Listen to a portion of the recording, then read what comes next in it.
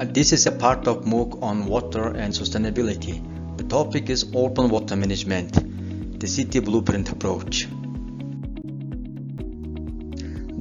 And the context of this topic will be in first, introduction to trends and pressure framework and city blueprint framework. Second, introduction to governance capacity framework. And third, application of the city blueprint approach, a case study of Ulaanbaatar, Mongolia.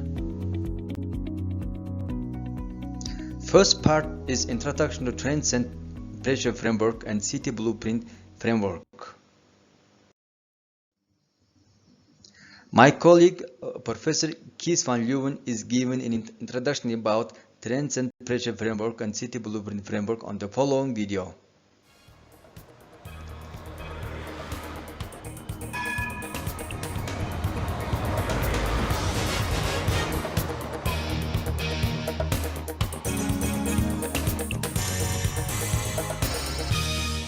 I work at KWR, Water Cycle Research Institute in the Netherlands, and water is my passion. It started about 50 years ago at this river. At that time it was black, polluted by chemical industry and sewage of the city of Amersfoort. Actually, you could smell the river at a distance of 2 kilometers. Nowadays it's clean. People swim here, canoe here, bicycle here and do bird watching. And the boat now is carrying soil to reinforce the dikes as a measure to deal with extreme weather events as a result of climate change. And this brings me to our work on cities. Cities play a prominent role in our economy, but rapid urbanization, climate change, poor maintenance of water and wastewater infrastructures and solid waste management are major challenges. The cost of inaction is high. In 2011, we developed a baseline assessment as part of the strategic planning process in cities. This city blueprint assessment was kept as short, clear and simple as possible. The role of this baseline assessment is shown in the red box. With Richard Ehleman, we proposed the approach as action of the European Innovation Partnership on Water. It is now one of the most active action groups. Recently, my colleague Stef Koop revised the city blueprint approach based on constructive feedback from cities, and we also included solid waste. The city blueprint approach is a diagnosis tool and now consists of 3 complementary frameworks. The main challenges of cities are assessed with the trends and pressures framework. How cities are managing their water cycle is done with the city blueprint framework. Where cities can improve their water governance is done with the governance capacity framework. This is a new framework and will be highlighted in a separate video. The trends and pressures framework comprises indicators for social, environmental and financial classes. These indicators have been scaled from 0 to 4 points, where a higher score represents a higher urban pressure or concern. The City Blueprint framework is a snapshot of current water management performance. It's a quick scan. The framework consists of 25 indicators divided over 7 categories. Indicator scores are shown in a spider diagram and range from 0, low performance, to 10, good performance. The Blue City Index, or BCI, is the geometric mean of these 25 indicators and also varies from 0 to 10.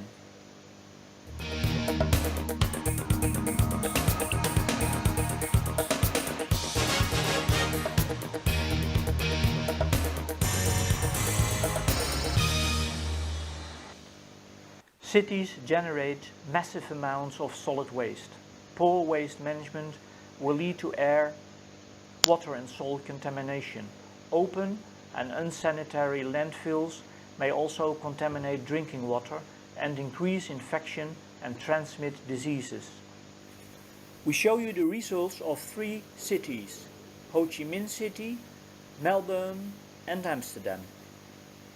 Ho Chi Minh City is a delta city in Vietnam with more than 8 million inhabitants.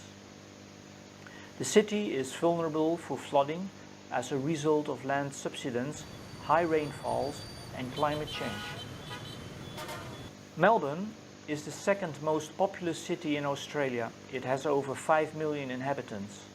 Melbourne is a city with a moderate rainfall pattern, but between 1998 and 2007 it suffered from the so-called Millennium Drought.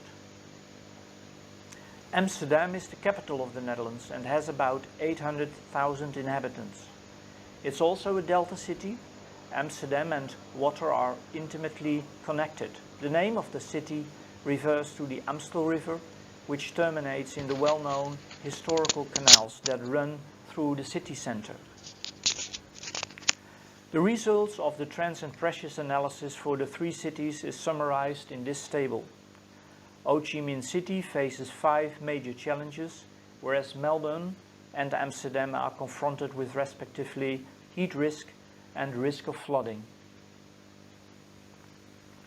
The City Blueprint Framework analysis is short, clear and simple. Municipalities and regions are contacted to complete a comprehensive questionnaire which takes them a few days. After the completion of the questionnaire, a radar chart of all indicators, the City Blueprint and the Blue City Index are provided. But the most important lesson from our work is that cities can greatly improve their water management if they share their best practices. When all the best indicator scores of all cities are plotted, we obtain an almost blue city. It means that technology is available and that the bottleneck in most cities is in the area of water governance. The indicator scores may facilitate sharing of knowledge, experiences and best practices between cities.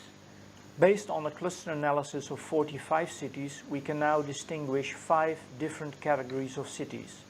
This may guide cities in their transitions towards more sustainable water management and innovative urban planning, leapfrogging arrangements that have locked in many cities.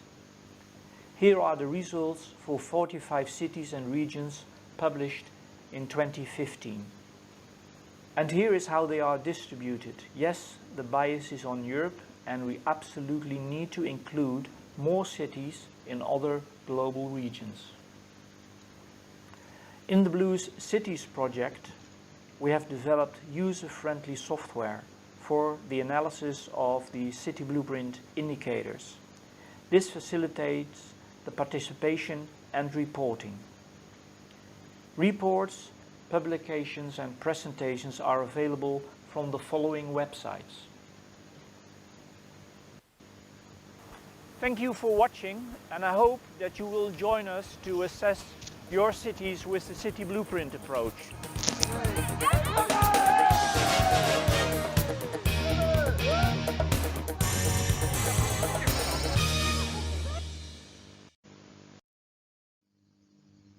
Next part is Introduction to Governance Capacity Framework. My colleague Dr. Steve Coop is giving an introduction about Governance Capacity Framework on the following video.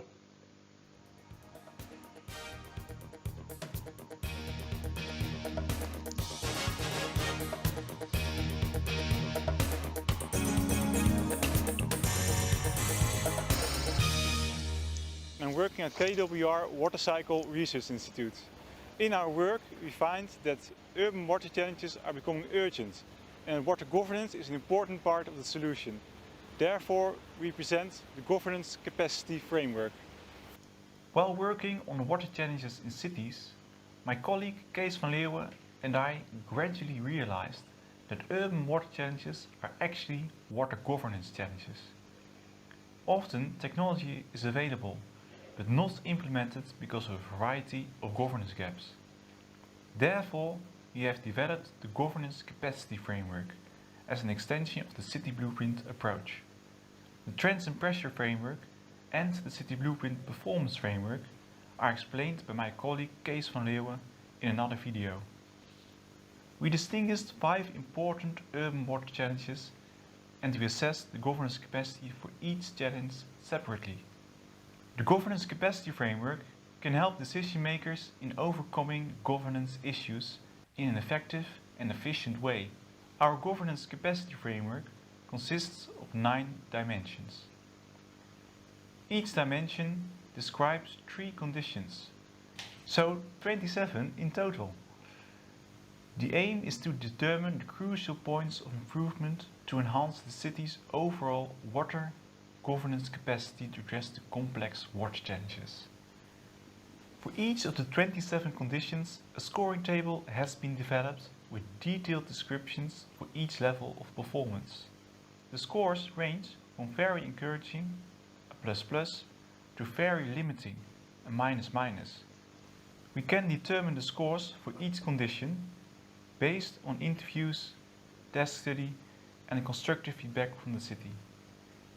3 cities are used as an example: Quito in Ecuador, Amsterdam in the Netherlands, and Melbourne in Australia.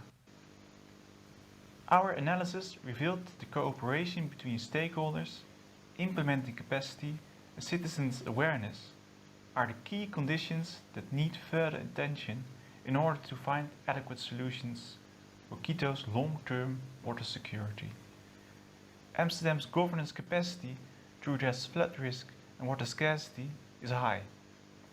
Also, community knowledge about water challenges, information transparency, and local support for policy decisions are general points that need further improvement.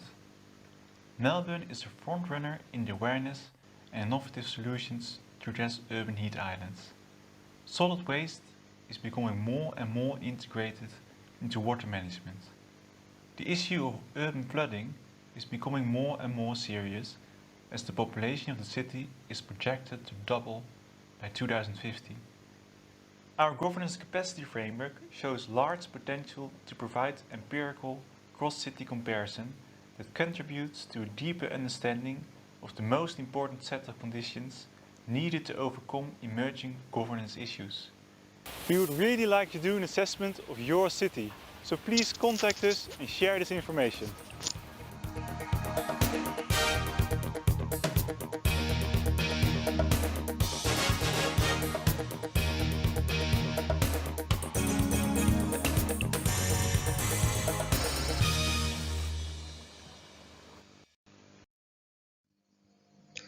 The last part of this MOOC is an application of city blueprint approach, a case study of Ulaanbaatar, Mongolia. This study has been done in 2019. Mongolia is one of the 49 landlocked countries in the world, fully surrounded by land. As of 2018, 46% of the whole population of Mongolia lives in Ulaanbaatar, the capital of the country. Is developing rapidly, both in terms of economic and population growth. Unfortunately, population settlement and industrial activities have intensified over the past 3 decades, leading to increased water consumption and adverse environmental effects such as depletion and pollution of the water resources. The Ministry of Nature and Environment of Mongolia made decisions on river basin water management in 2009, and accordingly, the whole territory of Mongolia was divided into 29 larger river basins. This being used to improve integrated water resource management in Mongolia. Ulaanbaatar city is located in Tol River Basin, which is one of the 29 basins. Let's take example on equations for indicators of trends and pressure framework to make it clear how to calculate. As you see, there are 3 categories and 18 indicators. First example is indicator 1, urbanization rate. This indicator uses the percentage of population growth either by birth or migration. The percentages are usually annually averaged per country. Urbanization growth increases the pressure on integrated water resource management. For urbanization rates lower than 0%, the score is also 0 and the above formula is not applied. Next example is indicator 3, education rate. Education rate expressed as percentage of children completing their primary education. Then indicator 6.1, open drainage flood. The principle is the risk of flooding due to intensive rainfall expressed as the share of urban soil that is sealed. Sealed soil cover in the city is standardized according to the minimum maximum method. The minimum maximum value are determined by taking the bottom and the top 10% of 572 European cities assessed by European Environmental Agency. The last example for trends and pressure framework is indicator 9, economic pressure. Gross domestic products per head of the population is a measure of the economic power of the country. A low GDP per capita implies a large economic pressure. For more information on all equations for indicators, please visit the following website. Now let's see the result of the trends and pressure framework of Ulaanbaatar city. Water scarcity is currently a low concern, but may become a medium concern as a result of increasing future water demand for industrial and domestic use. Recent literatures have shown that water scarcity is socially constructed. It's created by people and institutions for a variety of reasons, often a result of poor water governance. Moreover, water scarcity is a great concern globally due to economic growth, changing consumption patterns, and variety of economic issues.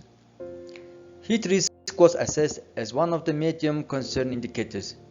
As observed in research on the urban heat island in Ulaanbaatar, it was shown that urban heat island depends on the seasonal variation. Its intensity is weakest in summer and strongest in winter due to burning of organic materials, coal and wood. Water quality was assessed as a medium concern, and this has been indicated by previous research on water contamination in Ulaanbaatar. Pollution of the water wells in Ulaanbaatar was observed based on chemical analysis. Flood risk and economic pressure are great concern. Economic pressure is based on scoring of the GDP per capita of Mongolia and reflects the economic power of the country. The low GDP per capita for Mongolia may imply that there is a limited capacity to fund many activities or programs related to water management, water governance, and water infrastructure. Moreover, the economic pressure is confirmed by the operating costs recovery ratio, showing that operational revenue is less than the operational cost. As reported by local newsletters and reports, Ulaanbaatar faces a high risk of flooding during the heavy rain due to the fact that there is many paved areas, which is leading to a high percentage of the soil sealing. Also limits water retention. This is confirmed by the high soil sealing in Ulaanbaatar, which is 70%. Now let's focus on city blueprint framework. My colleague Professor Keys gave you an introduction. The result of city blueprint framework is shown as Blue City Index. In addition, based on the Blue City Index and similarities in the indicators scores, cities are categorized into following 5 categories. Let's see the example of equation and some indicators. First example is indicator 1, secondary wastewater treatment. The principle for this indicator is measure of the urban population connected to secondary wastewater treatment plants. The focus on secondary treatment is chosen because primary treatment is considered rather insufficient for biological oxygen demand and nutrient removal, and X is percentage of population connected to secondary wastewater treatment. Next example is indicator 7, access to drinking water. The proportion of the population with access to affordable, safe drinking water. A lower indicator score is given where the percentage is lower. X is percentage of the total urban population with access to potable drinking water. And next one is indicator 12, sewage sludge recycling. This is a measure of proportion of sewage sludge recycled or reused. For example, it may be thermally processed and or applied in agriculture. The decision whether or not to apply sewage sludge in agriculture depends on the level of organic and inorganic micro-contaminants. Often, sewage sludge is contaminated by, in many countries, it is not allowed to apply sewage sludge in agriculture. Instead, the sludge is burned and waste distraction installations, or as a biomass in power plants for generating electricity. Then it's the result of city blueprint framework of Ulaanbaatar. The score of 25 indicators of the city blueprint framework are shown in the following figure. The blue city indicator of Ulaanbaatar is 2.3, which categorizes Ulaanbaatar as wasteful city. This means that basic water services are largely met, but flood risk can be high and wastewater treatment is poorly covered. Spider diagram clearly illustrates the low performance of wastewater treatment in general. In fact, all indicators related to wastewater treatment are scored with 0 or nearly 0 points. Often, only primary and a small portion of secondary wastewater treatment is applied, leading to large-scale pollution. Water consumption and infrastructure leakages are high due to insufficient infrastructure maintenance. Solid waste production is high, and almost all waste is dumped in landfills, which contributes to water pollution. Furthermore, indicators of climate robustness are scored low, which indicates that climate adaptation actions are mostly deficient. The operation costs are higher than operation revenues for water supply and sanitation services. Some of the stormwater sewers are connected to sanitary sewers, and during period of heavy rain, sanitary systems are clearly affected. The attractiveness of water bodies in the Ulaanbaatar is limited because of pollution. Moreover, blue infrastructure in the city, such as fountains and fonts, are very few, and considerably number of these blue infrastructures are actually out of service. Most of attractive natural water body is in the Tool River, and prices of residential properties next to this river are higher than other locations. The indicators with the highest score are drinking water quality, access to drinking water, and drinking water consumption. The Water Supply and Sewage Authority regularly takes groundwater monitoring samples and analyzes physical and chemical parameters. Based on the result of this monitoring program, all samples meet the drinking water standards in Mongolia. Finally, let's consider about governance capacity framework. As my colleague Dr. Steve explained before, these are the indicators of governance capacity framework.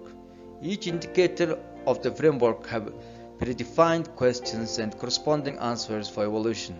First example is indicator 1.1, community knowledge. Awareness refers to the understanding of causes, impact, scale, and urgency of the water challenge. Next one is indicator 2.1, information availability.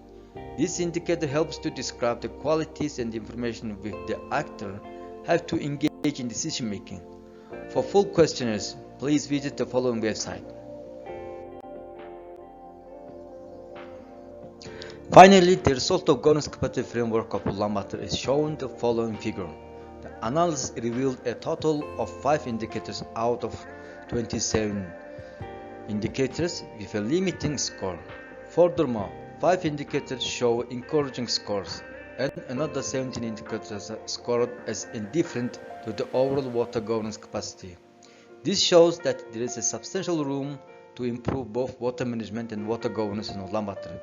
As shown in the following figure, indicator 7.2 is scaled as limiting.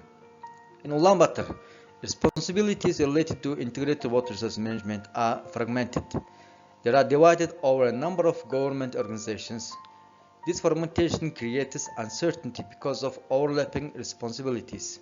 Furthermore, indicator 1.1 is scaled as indifferent. This illustrates that most communities have a basic understanding of water challenges.